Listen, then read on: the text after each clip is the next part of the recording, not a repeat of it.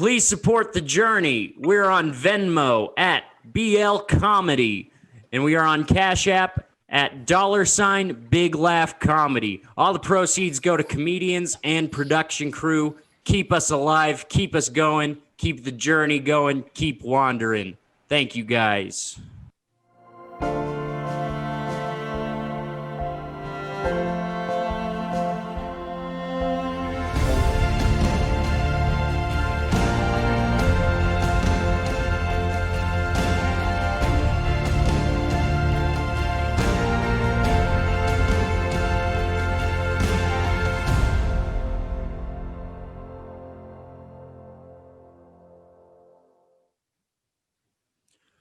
Welcome back, everybody, to first episode of season 2. I look like a girl now. My name is... I don't know why I opened up on our guest, but I'm still going to pretend like it's a big reveal when I introduce her. Episode 1 of season 2. Happy to be here. Not all of us thought we'd make it, but we did. Look at us go. And we got a fancy new intro, so that's fun. And really puts me in the mood to do a podcast in a spot that looks like I should be doing ASMR videos. So, we're gonna crank the spa music up to 11 and tear the knob off because it is episode 1 of season 2 of Journey and Wander. And, we did a nice little recap of season 1. If you haven't seen that, you get I basically just repeat everything that happened in the whole season, but in a 15-minute version so you don't have to listen to me talk for fucking 5 hours. So, today we've got on, basically she had me on their, first episode of their season 2, so now it's a revenge of that. And so today we have on, I meant to ask her how to pronounce her name, but it's Allison Wojtowecz, everybody. Perfect. Almost as bad as when someone said watermelon. Good work. Is it Wojtowecz? Wojtowecz. Wojtowecz? Wojtowecz. Oh, it starts with a V sound. Yeah. And the J is a Y. Yeah. Wojtowecz. It's Polish. But I don't know much about Polish stuff, but I know German. So now that I know it's pronounced similar, like they would. Yeah. That sounds similar. Awful. Because not even just for, obviously everybody fucks your name up, but I bet even just spelling that to people behind a counter and you're like WECZ. Yeah. That has to be the most awkward fucking combination. I don't know. It's bad on the phone. Even at this point, I don't even try to say just the letters. I just go, E as in elephant, C as in cat, Z as in zebra. You just automatically just don't even try. But yeah, my last name is Robeson, and you would not believe the amount of letters people add to that. Robinson, I get a lot where it's I guess I get it, but are you even reading the name? And then there's the one that I hate the most is Robertson. It's Robertson, where's the R and T, please? Yeah. Robertson, or I don't know. It infuriates me because they have no excuse. If they just mispronounced it, sure, but it's adding and taking away letters grinds my gears. They're in a hurry. They don't want to learn new things by taking the time to read the letters that are there. They're like, oh, there's an R and there's a son at the end. It's Robertson. Yeah. It's not all of us can be fucking Jeff Davis or, Travis Smith over here. John Smith was what I was going to go for. Yeah. Jeff Davis and Travis Smith might be real people from my past that I'm just remembering. John Johnson. But let's get right into it here. Let's start off with the first question. Basically, what is your journey? And when I ask this, what I mean by it is like, not really what your big goals are, but it's like, what is the overarching meaning of your existence, that like everything you do basically comes from this specific thing, you know? Yeah. Yeah, I get that. It's gonna sound so cheesy. I think we just need to This like whole chill out. podcast does. Don't worry. Yeah. Yeah, I think we just need to like chill out and enjoy shit more. So I think like anything that I've ever done is to just like help people to do that. If that makes sense. Yeah, yeah. I think so many people like don't enjoy most of their lives, and that sucks. So that's the goal. The ethereal goal, if we're getting into that. Right, right. So, you do stand up, right?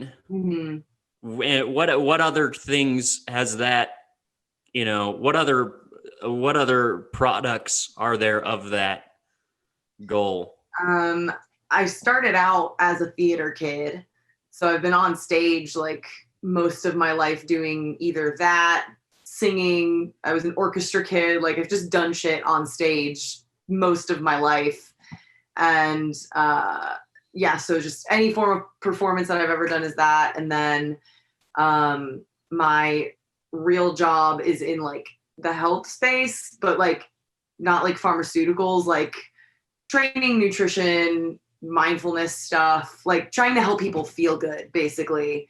And I always think it's like, if you are healthier and you feel better, then you have the capacity to enjoy things more. If you're not waking up with a sore back in the morning, you're going to be in a better mood, right? Right. So yeah, it kind of just all seems to coalesce into that. Man, you must feel pretty useless after Elevate CBD drink came out. It fixes all of that. Yeah, they put me out of business. Elevate's perfect. Yeah. So would you say you're like probably the most chill of your friends, or do you feel like you're like that because you hang out with mostly chill people? I'm pretty chill. Like I'm definitely the person that can like stay neutral the most, if that makes sense. Like if someone is mad about something or upset, like I'm usually the one that they'll come to and just be like, hey, let's talk this through. And I try to be pretty objective with things. And just have them remember, like, if you're mad about this thing, then like think about what the other person's mad about. You guys both have a good point, and just give a bird's eye view on stuff. Right. Yeah. How does that fall with your political beliefs? It sucks. It Yeah. fucking sucks. I literally like I don't care about either party or any party. Like That's my boat.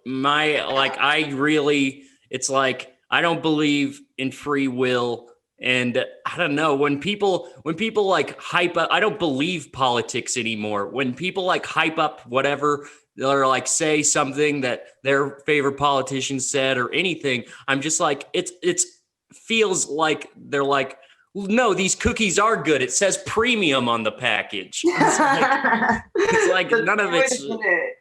I always think I'm like so bad at writing, like so many types of jokes that I want to write feel inauthentic because they need to take like a hard stance on something, and I actually don't care that much. Like yeah. Like the comedians that get really angry or riled up about stuff, I love to watch, but I can't do that because I'm just like, I'm glad you're so passionate about this thing, but I don't give a fuck. I understand the other side too. So. Right. Well, yeah. And and maybe you could because I like doing a political joke every now and then that both sides can laugh at, like I don't know. And I think, people appreciate that, and it's convenient. I can just tell, no, I can drop a political joke and nobody's going to hate me. Yeah. Like I don't know, my whole thing with with just not being political, I've never really have been as much. I'm young, so it's like I've had my moments of angstiness and of course, taking my stands on Facebook and whatnot, but it's like now I just don't really, I don't know. I don't believe in any of it. And people make you feel like evil. The shittiest thing is both sides telling you that you're helping the oppressor. You're just like, well, it's not both. Like, yeah. So yeah. To me, it just seems too much like a sports game. Like at this point, it feels like watching something completely fabricated and like, you're rooting for your guy, especially in a presidential election year, you're rooting for your guy and you identify with this team. So you're always going to root for that team just because it's your colors. No matter what. Yeah. Yeah. Yeah. I saw on a comment section today, I saw a guy who he had a political stance or whatever, and a guy commented a really good point, like a really good, well thought out point. It wasn't mean. It wasn't. And the guy was just like, shut up.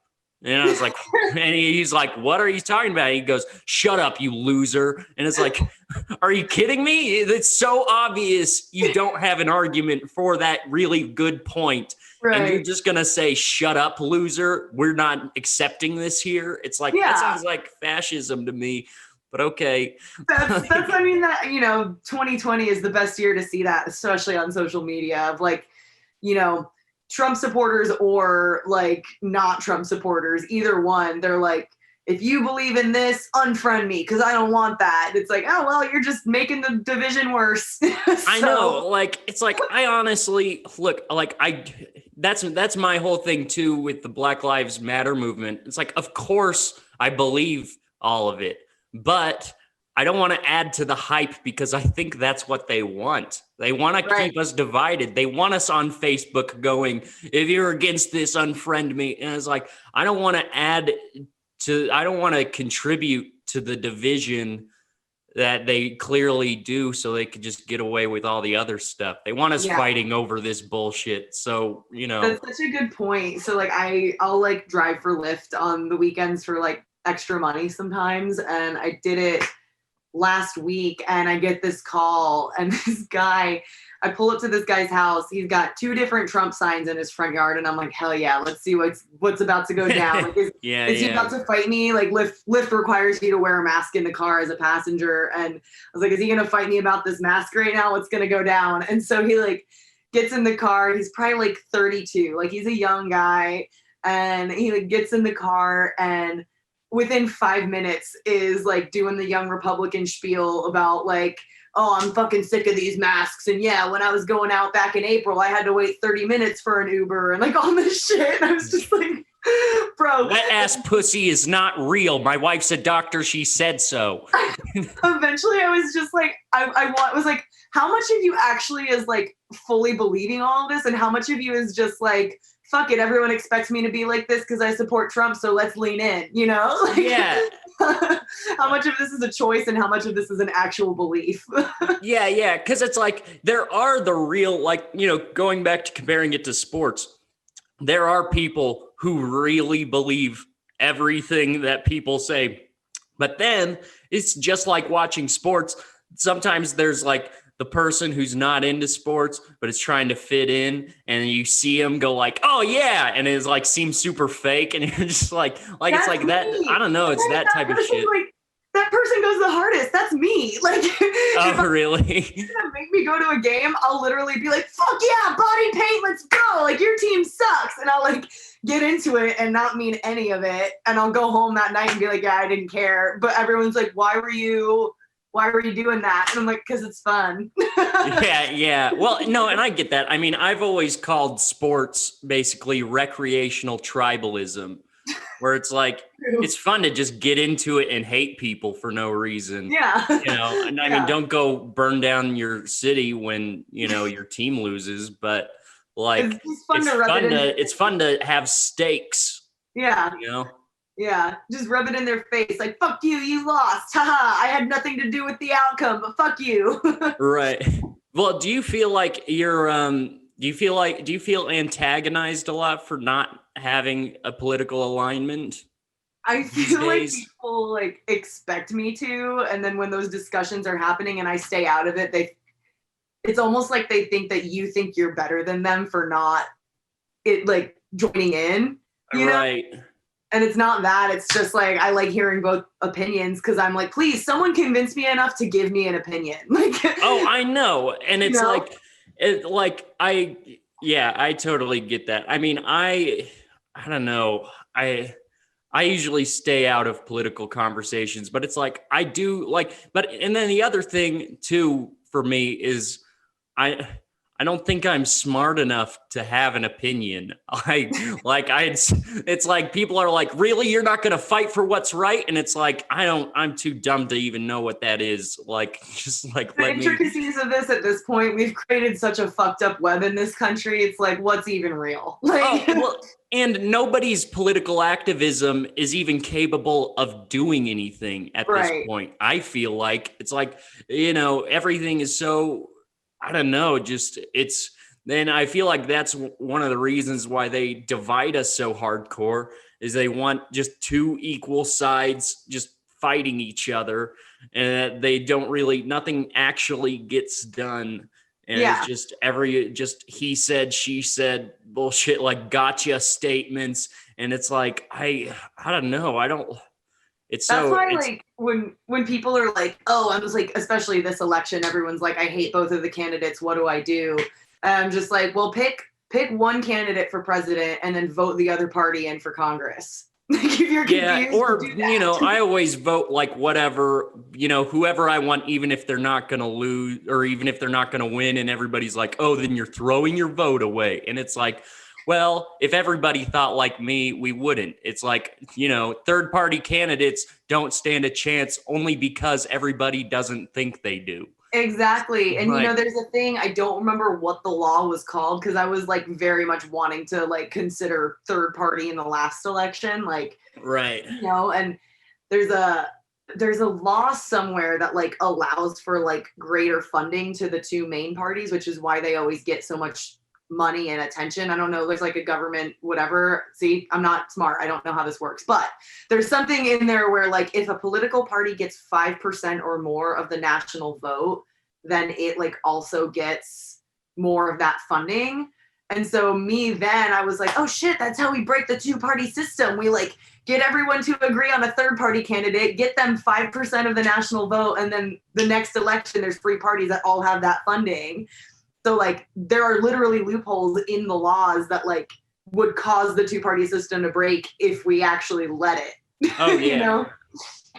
Yeah. I mean, there's like one of the other things I love is people who post, purely political stuff. And it's like, I don't know, anytime that I'm coming close to posting, I just like, oh, this feels so virtue signally. Yeah. And then like people just do that all day long. And then if somebody disagrees with it, they unfriend and block them. And it's like, so what are you even saying? You're just speaking to you're preaching to the choir. That's all you're doing. Like, why do you even feel good about your activism if you're not willing to talk to people who disagree with you? It's not activism at that point.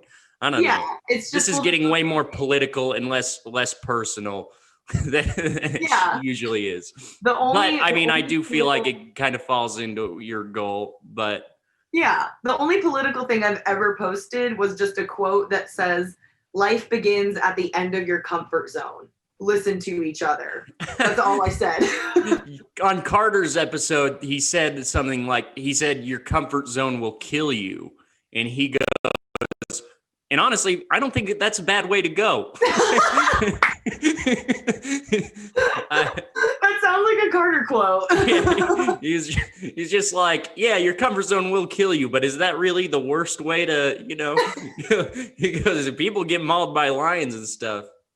And I said, yeah, your comfort zone killing you is like one step below dying in your sleep. Like it's the next best thing. But I don't know how else would you say that I guess the meaning of your existence presents itself? I like to see people happy. And so I think like a lot of, obviously stand up. But also just like on a personal one-to-one basis, I always feel like I really try to just let my friends and family know that they're supported, like in any way, hit me up. Like if I know they're going through a hard time, hey, let me know what I can do to help.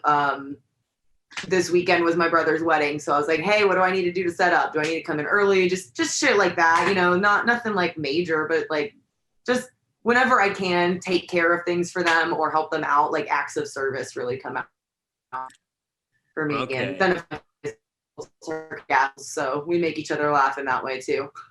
Nice. Bringing laughter out. Yeah. Well, we've actually spent a lot of time on that question. So let's just jump on to the next one here. What inspired your journey? So, we just talked about a little bit about what it is. Was there like a moment where you were just like, where you kind of, I feel like with a lot of people's things, it's sort of, it creeps up on them and then they kind of realize that this is the way they're living. But if you were to describe that process, or if there was an aha moment where you're like, oh, this is what I need to do, what inspired that? This is a super dorky answer. So I mentioned I act a lot. I used to act a lot. I still will if someone gives me a role, but I love Shakespeare. And one of the most quoted Shakespeare lines of all time is like, some are born great, some achieve greatness, and some have greatness thrust upon them. And I thought the line, like, some achieve greatness was always great because it was like, oh, that's the one that you can change.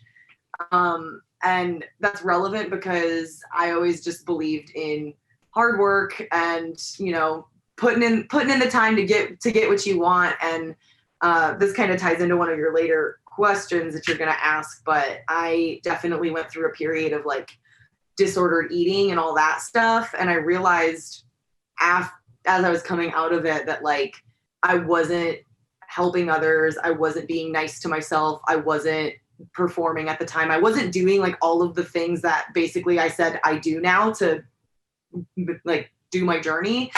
And, right. And as I kind of like made that realization, I was like, oh, the way you achieve your greatness is by doing the things that you love and helping those around you in the way that you want to help them. So it wasn't like a single aha moment, but I was definitely studying that play at the time. So I don't remember how old I was exactly because I've studied 12th Night like a lot. I remember seeing that play. I was in a Christian school, a Christian middle school. Oh yeah. And there we have a town in Southern Oregon, Ashland, where they have a big Shakespearean festival or whatever. And we went there one year, and like halfway through the play, they're like, when intermission happened, they're like, all right, we're all getting out of here. You're not allowed to watch this. Like, I don't know if the teacher did zero research as to what the 12th Night was, but imagine just a bunch of 6th grade boys in a Christian school. So it's like, we're kind of naive, but we're also 6th grade boys. Right. And we're just like, oh man, we were dying laughing at the whole thing at spots you weren't supposed to laugh to. Like everybody's just like enjoying this play and we're just like, ha, he said balls. Yes. People always hear that I like Shakespeare and they're like, oh, you're so intelligent. And I'm like, Shakespeare has so many sex jokes in all of his plays. Oh like, yeah, I know. Romeo and Juliet. Yeah. I don't know. I can't, it's not like I'm into Shakespeare enough to say I'm a fan of his writing style. I like, cause it's like, I don't know. It is distinct. That's one thing that I know about it. Like having to learn a different language. Cause I mean, there's a lot of words that we just don't use anymore, but then also for him to fit the cadence in which he wrote, he had to like reverse how sentences are structured sometimes. So it was almost Yoda speak in certain ways. Oh, if yeah. That makes sense. Well, and it all had a rhythm to it. Yeah, I am like, like every sentence, like you could put a drum beat to one of his plays and it would like never change. Yeah. And everyone tries to tell you that like, oh, that's just our natural speaking cadence. And every time I hear that, I'm like, I think you're wrong. I don't think we talk like that. Yeah. I think that scholars trying to sound smarter than us. Yeah, no, they say, don't worry, that is my normal speaking cadence. that was your offbeat, like That's what that sentence sounded like. That was not Shakespearean. Oh, I'm sorry. I don't, like I said, I don't know nothing about nothing. That's what I'm saying, though. I was like, that's not how we talk. But the thing that feels Shakespearean to me, I haven't seen much of it, but what's that show? It's like a Canadian show that everybody likes. Letterkenny. What's it called? Letterkenny? Is that popular down there? Yeah. I haven't watched it. I've heard of it though. But it feels to me I've only seen like a couple of like clips of it, but it has like a rhythm. Like if just like I said, like you could put a drum beat to it and it would just be the same the whole time. But I don't know. I was, if you had seen it, I wanted to know your opinion as a Shakespeare fan. I'll check it out. But yeah. So, I mean, what do you think? Why do you think you were so fascinated by Shakespeare, though? Probably just because, like, once you know how to read it and you can kind of understand the plot lines and stuff, it's just so absurd. And you realize that they're kind of the same storylines that we still use today. Like, right. Like, I mean, a similar example is Pygmalion turned into, was it My Fair Lady, which turned into She's All That. Like, you know, like it's kind of the same thing. Or isn't Hamlet used a lot too? Yeah. Or like Twelfth Night is She's the Man. Oh yeah. That Amanda Bynes movie. It's the same thing. Similar anyway. And so like it's just interesting how you can take those situations that they thought were so funny back then or so tragic back then and then turn them into modern storylines. Right. And he addresses a lot of issues, I think, that like we even today are scared to talk about. Like, you know, he championed like strong female characters and like just a lot of things that wouldn't have been allowed back then. He kind of just wrote about, and yeah. I just kind of like that too. But, right. And doesn't Romeo and Juliet kind of feel like a parody of a love story? It does. Is that what it's supposed to be? Kinda. So like the way, like talking about structure of stuff, like structurally, story-wise, almost everyone dies in the last act of Romeo and Juliet. So if you like change the last act of the play, it could have been one of his comedies. That's like right. And so that one's interesting. Like I was in a company called Shitfaced Shakespeare for 2 years down here. Yeah. And we would do a Shakespeare play like Romeo and Juliet. We'd get one of the actors drunk for the show. And then as long as the actors did stuff that was like valid within the play, we just like the drunk person could do whatever they wanted and the sober actors had to go with it. So it turned into us like improvising in Shakespearean English towards the end a lot. Nice. It was fun, but it was cool because they had like such a good take on it, just reminding us that Romeo is 16, Juliet is 13. So when Juliet's doing the balcony scene, it's not like she's like, oh, Romeo, wherefore art thou Romeo? She's like pissed because she just met this guy that she's got a huge crush on. She's a teenager and she's like basically throwing a fit on her balcony. So they directed it as like, Romeo, wherefore art thou Romeo? Like just really bratty. And like, yeah. You see it more as like their kids doing this shit, you know? Right. And it definitely points out a lot of just the ridiculousness of love in general and how people are like, I'd do anything for them. Do you think that's what he was trying to do with that play? Because I feel like, because sometimes it feels like it's meant to be taken seriously, but also just like has like it acknowledges too much to be taken seriously. Like, I don't know, like I just feel like I don't know that I've always had weird feelings about it. I mean, the play ends like, because it's like, you're right. No one knows, like the two families don't know why they hate each other. They're basically the same family and they just hate each other. And so like, it points out that like how ridiculous, again, coming back to the politics, it points out how stupid it is that people are just like, oh, this is my team. I hate you guys. And like, and then also just that people fall in love and are like, oh my God, I'm so passionate and whatever. But Yeah, I guess it's not like, because I mean, what? They're like two 13-year-olds, right? yeah, they're And young. And then at the end of the play, after the two kids are found to have killed themselves, the family's like, yeah, you're right. This feud is dumb. Let's finish it. And then they're just friends. Like, that's how the play ends. yeah, yeah. It's like, to me, it feels like pointing out ridiculousness of things, but it's not like super unrealistic. Yeah. Like, I feel like that shit has happened. There probably are two 13-year-olds who killed themselves over, Probably. because of a dumb love that they took way too seriously. Yeah. And it just points out too, I mean, like, the holy man in the play is the one who gives them the poison. Like, Oh yeah. so, like, it just points out shit like that too, where it's like the holy man thinks that he can like fix all of the things because he's the holy man. And it's like, nah. Calm down, dude. But what was that quote you said at the beginning of this question again?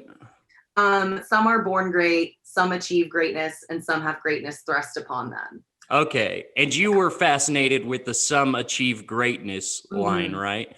Yeah. Do you get off on being like the underdog? I would say so sometimes. Yeah. I'm definitely that person. Like, if I'm bad at something, but I really like it, stand-up's a perfect example. I'm not that great at stand-up. Like, or I was terrible when I first started. I'm okay now, but like, I was so bad, and that's kind of why I did it. Like, I wanted, I thought it was so cool. I love watching people do good at it. And I was like, shit, I want to learn how to do this. And so I just become obsessive with things and see what happens. Right. I don't know. I totally, if people like are naysaying me, that's when I feel like I shine the most. Like, I remember when I first, like, I used to have a band in high school, and I like ran into my old drummer at the store or whatever. He goes, still playing music? And I was like, actually, I'm thinking of trying comedy. He goes, and I was like, oh my God, I'm going to do comedy so hard now. Like, shit. I was like, I'm going to get on late night TV just to spite you now. Yeah. Like, that's it. I love that shit. And like, I don't know. When someone tells me that someone discouraged them, I'm like, cool, so you're going to do it, right? And a lot of people are like, no, I'm just not going to do it now. And I'm like, why? Yeah, I know. That's like of course I love it when people are like, hey, that was awesome or whatever. And you're like, yeah, I know. But like, it doesn't affect me emotionally. Like, that doesn't keep me going nearly as much as people telling me like I suck. Like, exactly. I'd so much rather have that. Which, Triple Threat was great for. So I got a good dose of that. Knocked me down a few pegs. That was a good episode. You knocked us down too. You coming in there being funny without trying. I was I don't know, like when they were, because when I heard it wasn't supposed to be funny, I had some funny stuff. And then they're like, no, it is supposed to be funny. And I was like, oh, well, being funny is a little on the nose then, isn't it? So I was like, I'll just let them laugh at me. And just, and I also heard that you guys did a lot of roasting too. And I was like, I bet there's a lot of people on this show that just suck and they try to roast them, but get all uncomfortable because they're really trying. So I was like, I'll just be a good punching bag. I had a good time. You made us laugh a lot. You did a good job. Thank you. So I'm coaching my son's football team now. It's really great to spend time with him. And the other kids are great too. He has told me that I can be a little bit intense sometimes. You call that running? You fumble my football again, I'm putting you up for adoption. Hey ref, are you blind? Oh, you actually are blind in one eye.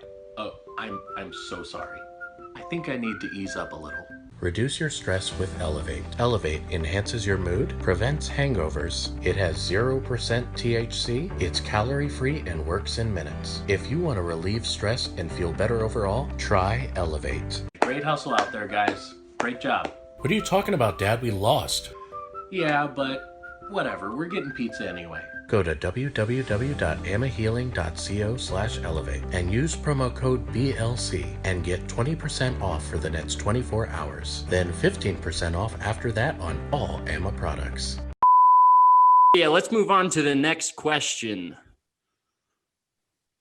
So, yeah, how did you start? You said you were initially into theater, but how did, like, what was your first, like, exposure to that and, like, deciding to do it?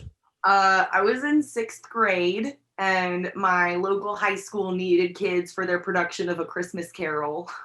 And my best friend growing up was like convinced she was going to be a movie star, and she convinced me to go to this audition with her with all the big kids. And I was so excited. And then when I got there, I was terrified because it was all the scary high schoolers. And my mom, I like made my mom drive me because I was in 6th grade. So like bothered my mom all week to drive me to this freaking audition. And I get there and I'm like, never mind, I'm scared, let's go. And she was like, no, you're staying. You've like not shut up about this all week. And I ended up getting the part. So that was like just cool because like being a middle schooler in the high school play, you're like, hell yeah, I have friends in high school. Like this is cool. You know? And then after that, they just like, we were the kids in middle school that they knew they could call if they needed kids in their play. So I did that. And then the next year I was in a musical, and the following year I was in one. So I just ended up getting to do 3 high school plays before I was ever in high school. And yeah, just kind of took off from there. The high school theater directors were great, really good mentors. And yeah, that's how the stage stuff started. So you started doing theater before you were ever like even into it? Never took like a theater class until high school, because even when I was in middle school, I was like, fuck middle school theater. Like they literally just play improv games. Like Right. But you weren't like, you know, if you were a kid before you doing plays and like the new Hamlet comes out, you're not like, oh my God, I gotta see that. Right. Yeah. Okay. Yeah. Yeah. I definitely like, I mean, I would go like to a Broadway musical if someone was like, hey, I got you Broadway tickets or whatever, but it wasn't like I was seeking out reading plays before I got into it. Right. Yeah. So, but I guess another thing I'd like to touch on. So, you know, we talked about, you know, what inspired your journey to, you know, basically be a human Xanax pill. Xanax plus laughter, like chill out, but let's also have fun. Yeah. So, like, like, how did that exactly start? I mean, we talked about it, we touched on it a little bit, but I guess the disordered eating stuff. Yeah, I mean, I guess we don't have to touch super heavy on the obstacles yet. We'll get to that, but like, let's go into more on how that exactly all started. I mean, and the word inspired and the word start are very just slightly different, but I do like the differences they have. I mean, it all kind of ties together. So I love being the person that can prove people wrong. And I think a lot of the time I just like most of the time I did not have a lot of pressure put on me. Like I was just a good kid. Like I was a grade grubber in school. I always followed rules. Like I wasn't too, like, it wasn't like my parents were putting pressure on me. I just kind of did it to myself. Mm-hmm. And that being said, like, I think it just kind of turned into a thing where I was a typical teenage girl, self-conscious about her body. And so when I graduated high school, I was like, I'm going to get super fit and be this like super healthy kid going into college, like get a 6-pack, whatever. And so it started with like good intentions. And then after like the first semester of freshman year, I came home from school and my mom was like, you look like a skeleton. And I didn't even realize it. And it kind of just turned into like a couple years of up and down, like not eating to binging to whatever. And ultimately just made me realize like, oh, it's because I like get stressed from things because I put so much pressure on myself. And then instead of feeling stressed or feeling upset, I'll just eat too much or I'll not eat, you know, it's like, it was like a reaction to all that. And so once I kind of got that under control and like made sure I had a better support group, like made some more friends, reached out to my mom and told her what was going on, I was pretty set. Like I just, as soon as I made that connection of like, oh, you're just not doing the things you want and you're putting so much pressure on yourself for all this other stuff. Like, calm down. It's okay. Go back to the things that you like and make some good friends and just have a good support group. And so the last like few years has just been me really cultivating that and figuring out what is it that I want, what don't I want, and then going from there. And how long do you think it took you to help yourself in those areas before you started helping others? It was kind of like an ongoing journey. I mean, freshman year was when it was the worst. Freshman year. What journeys? We don't talk about those here. Freshman year of college was the worst, and I was like a theater major, so I was studying what I wanted. But as I started learning more about the science of like food and exercise and all that, I decided to add a kinesiology major as well. And being the overachiever, I was like, I'm still going to get out of school in 4 years, and fuck it. I may as well like get my trainer certificate and my nutrition certificate while I'm still in school, so that when I leave college, I can just go do those things. So I started like sharing advice and stuff online and like helping friends and stuff when I was still in school. But I think I really started like actually living the way is healthiest after college. Right. So, I mean, when did like the obsessiveness come in? Because I feel like that's been a common theme this episode. Like, were you, I mean, you said you were even back in school, your parents didn't even pressure you, but you were still kind of, a grade chaser. Like, where do you think that obsessiveness came from? I mean, does that count as a personality trait?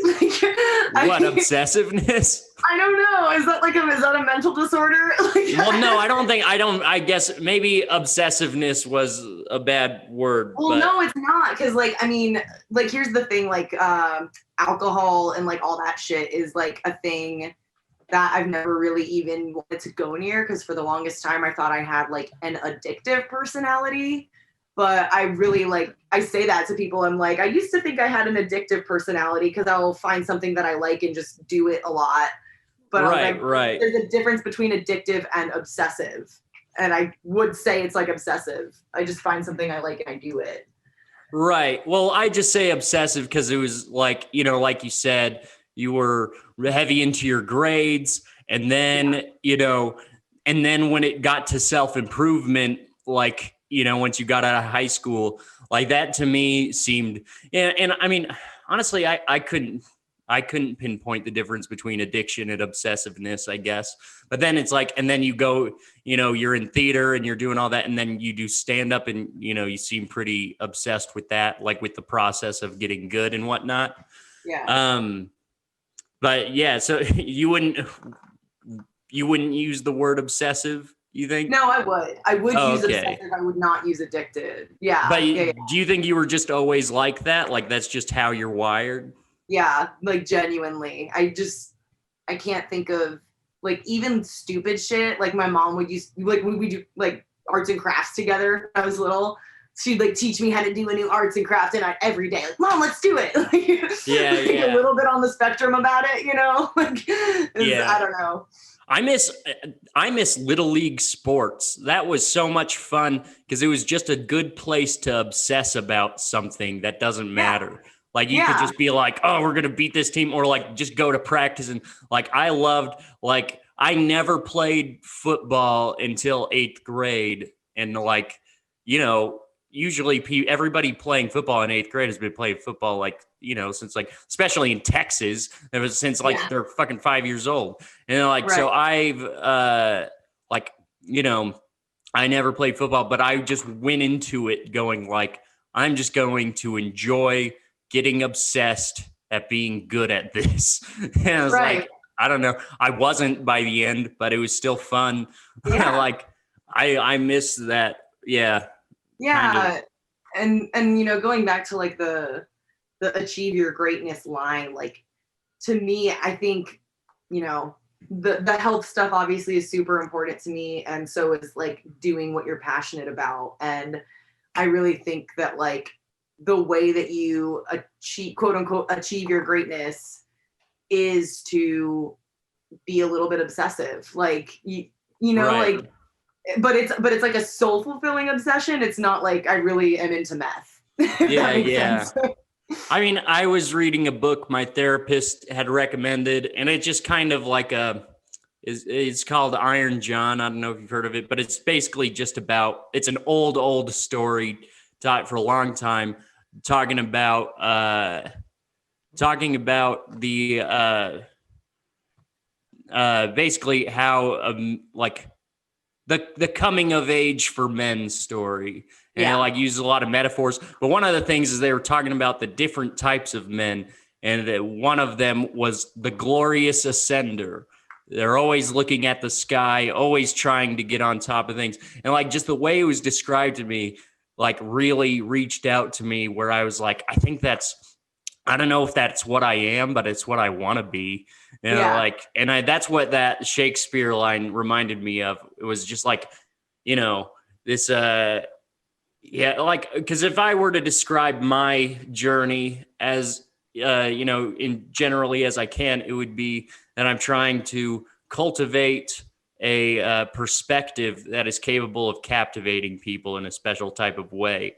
And it's like that. I want, like, it justifies a lot of cool things I get to do. And, you know, cultivating an interesting perspective lets me, you know, I don't know, just justify a lot of cool things. But it's like, I got that obsessed with it, you know, just basically, I don't know, like, you don't have much time here. I wanted to just achieve, I wanted to get done as much as possible in this amount of time, or at least just something that people didn't think I was capable of doing, Right. you know? I always say that because, like, I mean, you know, I sound like a crazy person when I'm like, oh, I run a company that is both a training company and a marketing agency, and I do stand up, and like, like it's a lot of random shit, and people are always like, huh? And I just go, well, if I like it, may as well figure out how to do it professionally. And it's like, Yeah. you know, and I think that's probably, you sound similar to that, and that might be why we're both just like, I don't give a fuck about the two-sidedness of anything. Because it's like I've seen both sides and I understand both sides. And it's also, there is a bit of like, I've got my goals. I know what I want to do. So really, all the care that I give to the outside world is just anything that gets in the way of that, you know? Yeah. Like, there's like, oh, a fucking whatever tax, as long as it, you know, like, as long as it doesn't a tax on stand-up, then I would probably care, or some shit like that. But it's like, not from any moral thing, just a real personal, like, beef. I don't know. Right. But yeah, well, I think this is a good opportunity to move on to the next question here. I suck at these transitions. What are some notable obstacles in your journey, and how did you overcome them? We've talked a little bit about it, but I guess we could go deeper into that. And so, or, you know, what are some obstacles that you haven't brought up that you haven't overcome yet, too, is something we could talk about as well. A really like common one probably may sound surface level. I have terrible stage fright. Like, oh yeah. Yeah, and no one believes that because, like, when I get on stage, I don't look scared. But leading up to it, I have to pee, like, so much. Like, I get nervous pees, and I, like, am, like, gripping my book or gripping my script or whatever it is. And I think lately, like, the thought that's really helped me with that has always just been, like, the physical response to both nervous and excited is the same. So like you feel that like adrenaline in your body, you might get chills, like you might sweat, you might be pacing, like all that different stuff. That's nerves or excitement. And so like, you know, and it's just like, how are you interpreting it in your head? And so constantly just reminding myself, like, yeah, you might think that you're nervous, but what if it's just excitement? Like, what if you're just so excited because you're about to go do this thing that you really like? And that at least is like a good calming thought to have. Oh, Even if yeah, I'm yeah. genuinely scared still. Well, yeah, convincing yourself you aren't smarter than your own brain. Yeah. You know, like sometimes your brain is just doing things that you don't know. And do you do a lot of like meditation or like breathing exercises before shows? Lots of breathing. I always try to like work out before a show, just like sometime during that day, like try and do a really hard workout. Because like when I'm working out, I do like breath work during it. So it's like, you know, I might be running really hard, but I try to still breathe like Right. like, you know, deep in through the nose, all that shit. And I do meditate. I'm not super consistent. My boyfriend is like, get up, meditate. Like every morning he like has to wake up and meditate. And so if I'm with him, I do. Yeah. But other than that, like I, you know, try to listen to a good song or I'll pray sometimes. That's easier for me than meditating, but Right. yeah. That's interesting. Like for me, I do like the Wim Hof breathing method. Like, and I'll just like that calms me down before show, or just gives me complete clarity. I don't always do it when I'm nervous. Exactly. It just gives me really good, like just concise thought, which is rare for me. So I'll do that before like a show. Meditation I'll do when things are getting really hectic, but I do a lot of things that I think people would consider meditation, but without even like trying. Like I'll just come home and sit on the porch and I'll listen to anything, not have my phone, just sit there with my thoughts. And like I do a lot of that type of shit. Like I'm really good at doing nothing at all. Like I can seriously, I have a great time just watching paint dry. Like that's one of my favorite things about me. I do. I do sit and I like literally just sit and stare sometimes, and it looks like a zone out, but it really like that is one of the closest things to meditation. Like if you're telling me to sit down and meditate, I can't necessarily just like turn it on. Right. But sometimes if I'm just in a place, I'll just be like not focusing on anything, not thinking about anything, but I'll just be staring there for 5 minutes, and people will be like, "Hey, are you okay?" Like, yeah. Great. What so you're religious though. What like how do you think that affects your journey as a whole? I've always had like a super strong faith. I mean, I was raised Christian. I would still like consider myself Christian, but like very woo-woo. Like I have a fuck ton of crystals over there. Like you know, like I don't I'm not one of those Christians who's like, if you don't believe in Jesus Christ, you're wrong. I'm like, nah, like if I was raised in the Middle East, I'd probably be Muslim. If I was raised, you know, in India, I'd probably be Hindu. Like I think it's very based on where you were raised. And so like, I just think as long as I remember, like, you know, there's something greater than us and, you know, you can talk to it. And maybe if there's any sort of sense in this universe, it can send you messages back. Right. Something to at least like connect you to something that isn't you, even when you're alone. Right. And just feel like, okay, there is some sort of plan. You know, you mentioned like, I don't really believe in free will. And it's like, that's such an interesting dichotomy, but I think we have to personally think there is free will. We have to take responsibility for our own actions. But when it comes to my relationships with others, like I'm just like, oh, whatever. If I was in their bones, if I had the exact chemicals in their brain, born at the exact time, had the exact upbringing, my arms were the exact same length, like everything to the exact detail, I would have done the exact same thing that they would, because at that point I would be them. There would be no part of me left. And I guess that's just me not believing in a spiritual essence. Well, and I mean, part of me kind of does. I'm very agnostic. I grew up very Christian, but I'm super agnostic, it was interesting to me when you said you'd pray more than meditate, because I'll still pray, but I don't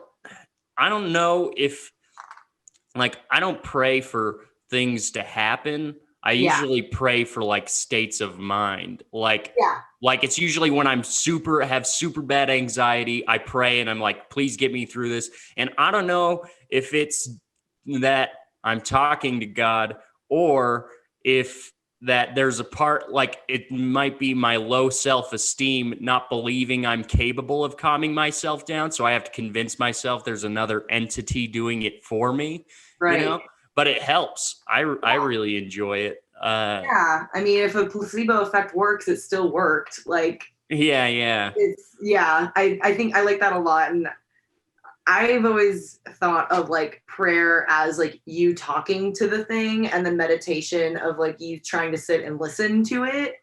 But I'm very similar now. Like I used to pray for very specific things, like please heal this person or please help me with this thing. But I'm similar to you now where I'm just like, hey, thank you. Or, hey, like I'm feeling this right now. Can you help me out? And it's just like, it's less of like, I want this specific thing and more of like, I want this feeling or I mean, one of the big contributors for me, like leaving Christianity hardcore, was like watching George Carlin in middle school. And like, I love his one where he's like, so you're praying for something to happen, but what about the divine plan? It's like, what good is having a divine plan if anybody with a $2 prayer book can come fuck it up? Like, oh, he's got this amazing plan until you don't want a family member to die, and then he changes it for you. And then they say, and then if it doesn't happen, they go, oh, well, that's just God's will. And it's like, well, if God's going to do whatever he wants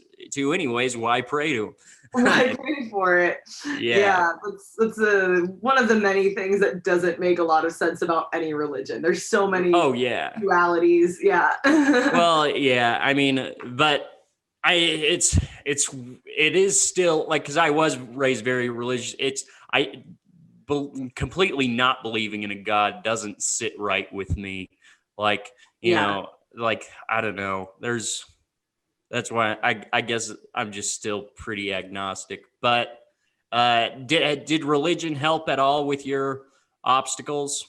Absolutely. I mean, when I was dealing like with the worst part of the eating disorder, I was very Christian still, and like I never super liked going to like services, like sermons never really. I was like, this seems campy, kind of like any other, big sporting event.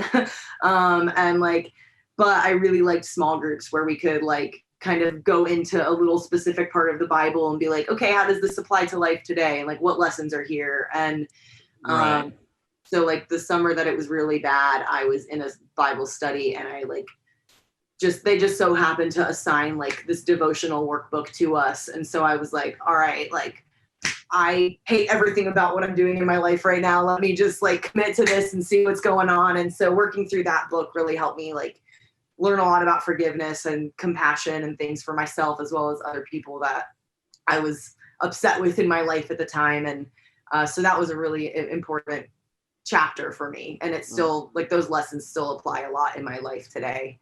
Right. So, yeah. With overcoming the eating disorder, was there ever like a big aha moment? Like, I mean, you said you came back from your like first term college and, your mom said you looked like a skeleton, but like, was there like I guess when you're actively trying to fix that, was there ever something that just popped into your head where it's like, oh yeah, okay, cool. I'll never have to worry about it again?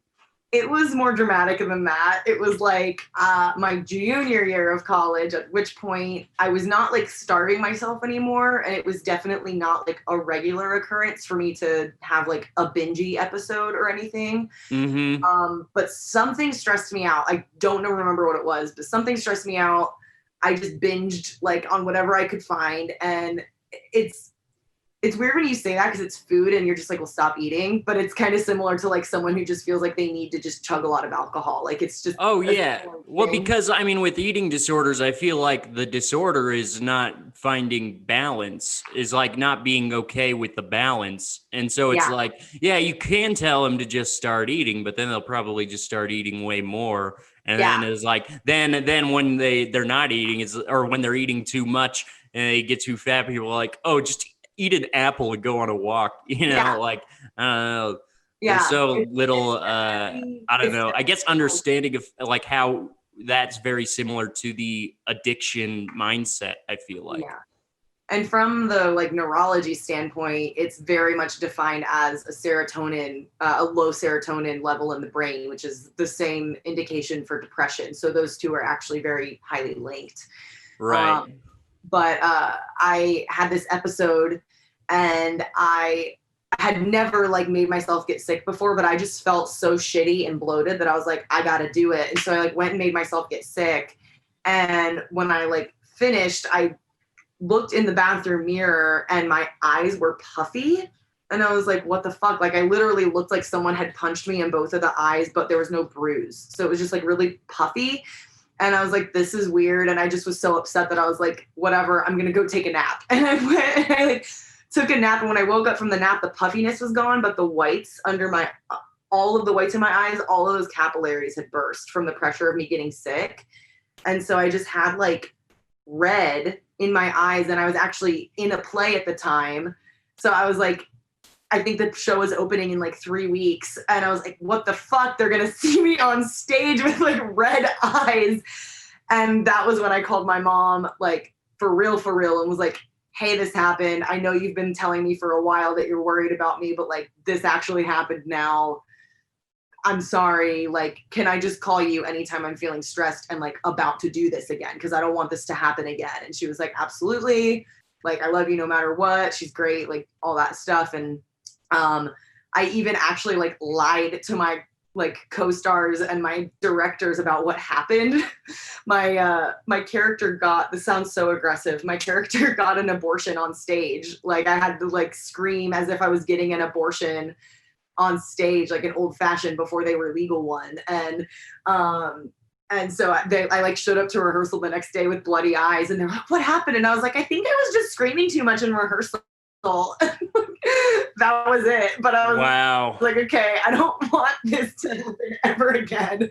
Yeah. So that's when I was like, you gotta chill, dude. Like that's it. Yeah. No, down. it's crazy because like, I mean, it's not like I've necessarily been the most health conscious eater, but I've never dealt with like a eating disorder or anything. But like you it's weird because you never realize the amount of health defects like purging has, because before you know about that, you're like, well, that sounds like a pretty good idea.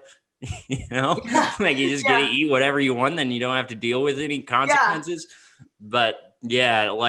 And then and that's for me, like not having been someone who purged ever. So in my head, I was like, holy fuck, like what are people who like do that for years? Like they're tearing out their throat, like under so much pressure. It's just like, well, and I hear that like there's like this somewhere between your stomach and your esophagus or whatever, there's like it kind of closes one way, and that whole thing will get totally eaten away, and they'll just have like constant heartburn the rest of their life. Yeah, acid reflux, all that shit. Yeah, there's like a tiny little flap.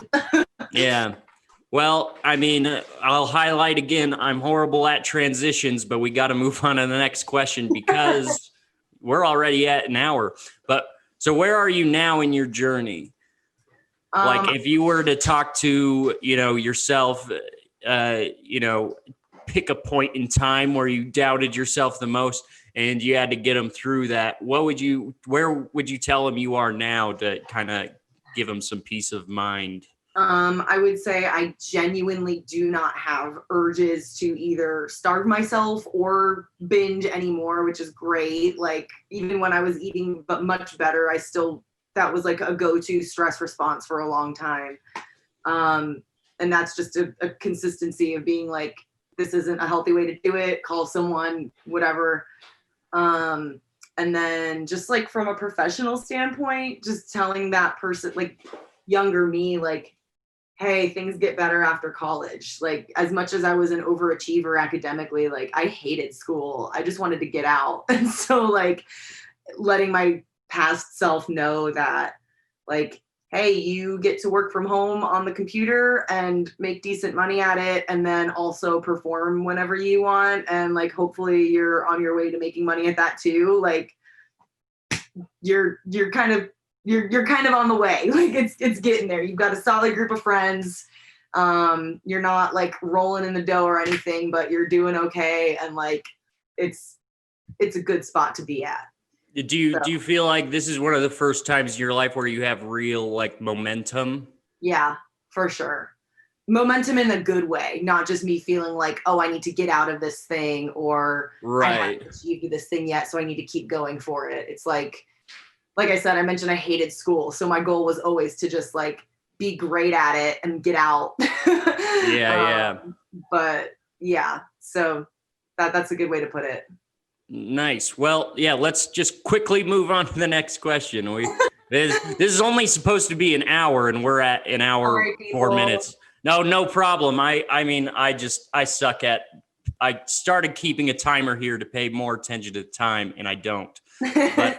But, so who is somebody you're grateful for being in your journey? New listeners, this is basically where she tells us who our next guest is. Hell yeah. I am super grateful to have Ken Hamlet as someone, part of my journey. Very new person in my journey, but he is my co-host for Triple Threat, which is also on this comedy network.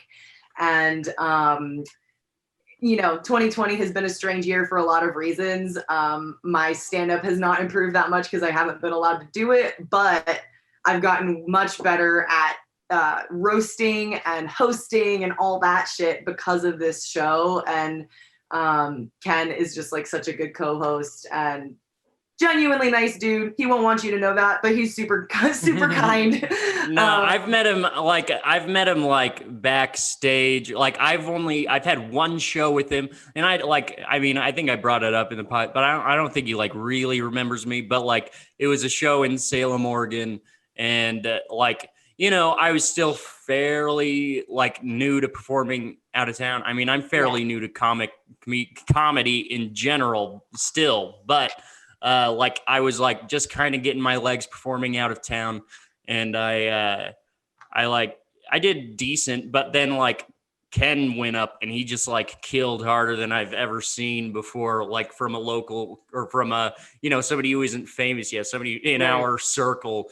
I was like, oh my God. And, I talked to him a little bit afterwards. So I know him a little bit. And that's the cool thing about this podcast is sometimes I get to meet people that I have never met. And then I get to talk to some people that I know just a little bit about. And I get to, dig into them a bit. So I'm excited. But what's funny about Ken too is like, he and I still have never met in person because he's based in Chicago and I'm based in Austin. So like, oh yeah, Big Laugh connected us. We happened to both be on one of Carter's shows together, and we just like back and forth, like had such good back and forths. And so they're like, oh, we think you guys would be good co-hosts, and kind of just got thrown into the ring with each other. But yeah, seeing him like hustle and still get weekends even through all this craziness, I'm like, you've got to be really good. And that inspires me because like I said, I'm barely 2 years in, so I'm super inspired by people who can. Oh yeah, me too. Yeah.